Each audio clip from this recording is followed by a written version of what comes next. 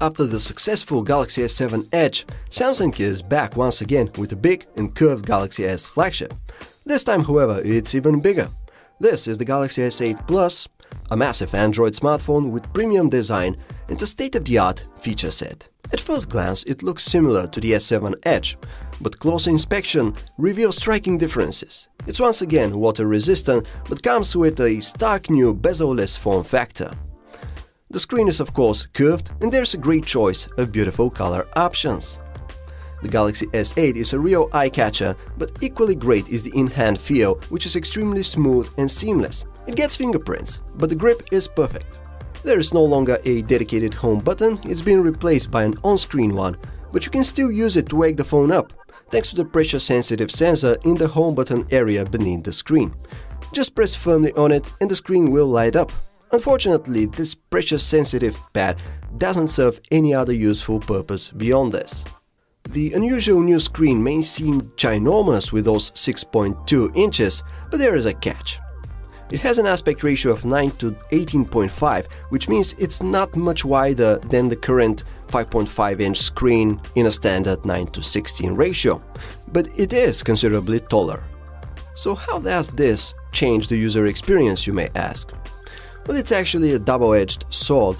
This display format allows for more content to be shown on the screen, which is great, but on the other hand, if the content or the user interface aren't designed with such a screen ratio in mind, it may lead to some slight issues like having black bars around video and games, or having some UI buttons and elements positioned out of reach.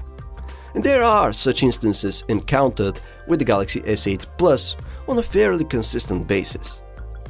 It's a Super AMOLED panel with resolution of 1440 by 2960 pixels, resulting in an astounding pixel density. Even tiny fonts appear fine.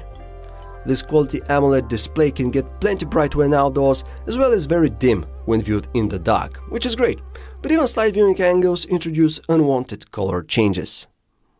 Samsung has once again reworked its take on Android. Based on Android 7, the new Samsung UI features an interesting and unique visual style. The iconography has simplistic style with clean and likable shapes and curves. The new animated wallpapers go well with that, but they seem to slow the phone down a bit, which is why it's best to replace them with a static image. Essential applications like phone, messaging and calendar are all familiar and pleasant to use.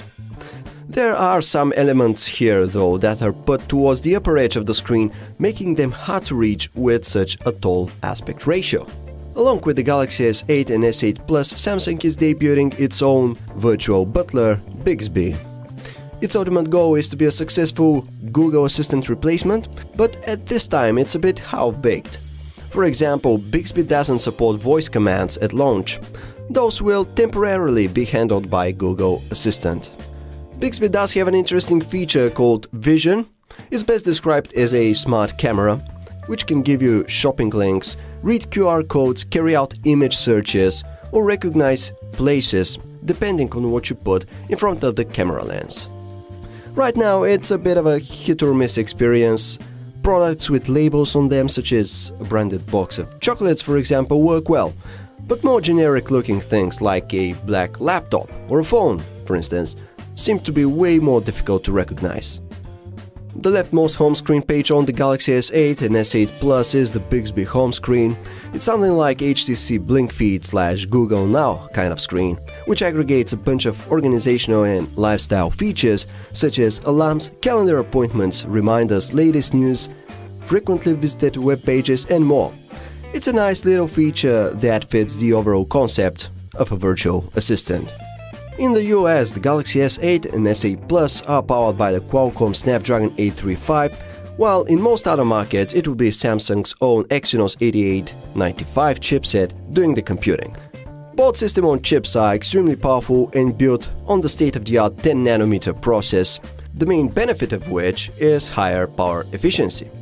Performance should be almost identical between both variants. The Galaxy S8 and S8 Plus are generally very quick. No significant hiccups with regards to performance are observed, only the occasional stutter. However, while 3D gaming is perfectly possible, the frames per second in some of the more intensive titles just don't reach the comfortable 60 FPS, which is a shame. Internal storage space is quite generous at 64 GB, and there is also a microSD card slot if you need even more. This year, Samsung isn't increasing or decreasing the megapixels in the main camera of the Galaxy S8 and S8 Plus. Instead, it's worked to enhance the image processing. The single rear shooter is a 12 megapixel unit with aperture of f1.7. Pictures coming from the S8 and S8 Plus are fantastic. Detail levels are superb, dynamics are great, and colors are mostly realistic. Very rarely there would be a slight white balance issue, but in more than 95% of the time colors are very pleasing. Unfortunately, there is still some over-sharpening going on, which may be somewhat annoying when you're photographing stuff with very fine details like trees or running water, for example. Low-light photography is once again at the highest level imaginable, with preserved details and authentic colors. Video recording quality exhibits the same characteristics as the photos, good detail level and good colors. There's quite a bit of over-sharpening going on, which may be irritating in certain situations. The Galaxy S8 Plus comes with a massive display, however most of the video watching will be happening in the YouTube application, and aside from movie trailers, most other content there is in 16:9 aspect ratio. This means that you either get black bars on the sides, or you lose some content up and down if you use the crop to fill function. The phone also supports HDR video playback, by the way, for improved dynamics and more vibrant colors, but sadly at this point such content is extremely hard to come by. The loudspeaker of the new Galaxy is very powerful and quite substantial for a phone speaker. Samsung is also making a big deal out of the included AKG earphones. If you manage to push them real hard into your ears and make them stay there, which I could not, their sound is indeed pretty good. A juicy 3500 mAh battery is powering the Galaxy S8 Plus. The phone holds up quite well, although standby times don't seem to be superb, which is probably due to the always-on display feature, which isn't that useful anyway, so it can simply be turned off. This way, it can easily stretch to a day and a half of use. The battery life statistics read 18 hours of continuous video playback or 78 hours of music playback. Web browsing on Wi-Fi should last for up to 15 hours. These numbers are slightly better than those of the iPhone 7 Plus. Galaxy S8 Plus also did very well on our battery test, lasting for exactly 8 hours, surpassing strong competition like the Google Pixel XL, OnePlus 3T and LG V20, but not the iPhone 7 Plus, which lasted longer. The Galaxy S8 is a big, beautiful and powerful smartphone. In fact, I would say that it's the best Android smartphone for users who need an extremely large display. The unusually thin bezels happen to be a wonderful feature here, as each and every millimeter counts with such big devices.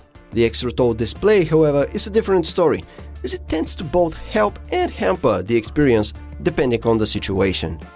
Thank you for watching this PhoneArena review. If you liked it and found it useful, please like and subscribe.